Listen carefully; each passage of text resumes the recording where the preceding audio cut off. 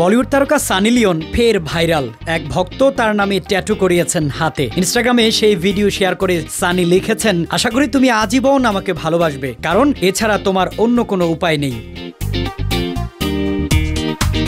মাত্র 7 ঘন্টায় ভিডিওটি দেখে ফেলেছেন 50 লাখের বেশি মানুষ। এক ভক্তের এমন ভালোবাসায় মুগ্ধ সানি নিজেও আবেগে ভেসেছেন। ভিডিওতে দেখা যায় সেই ভক্তকে কাছে ডেকে ধন্যবাদ জানাচ্ছেন তিনি। ক্যাপশনে সানি আরও লিখেছেন, একটা ভালো স্ত্রী খুঁজে পাও, শুভকামনা রইল।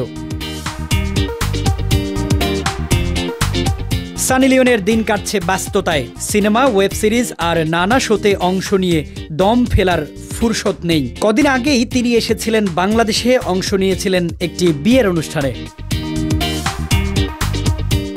বাংলাদেশ থেকে ফিরে সোজা উড়াল দেন ভারতের দক্ষিণে।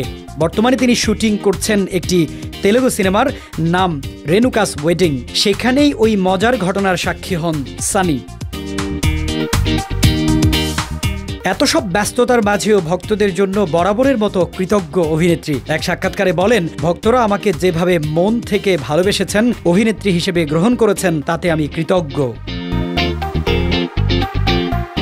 তিনি আরও বলেন, যারা প্রথম কিংবা দ্বিতীয় সিনেমা থেকেই আমার পাশে ছিলেন, তারাই হয়তো পুরো যাত্রা জুড়েই থাকবেন। আমিও সময়ের সঙ্গে সঙ্গে নিজেকে আরও ভালো অভিনেত্রী হিসেবে তৈরি করছি।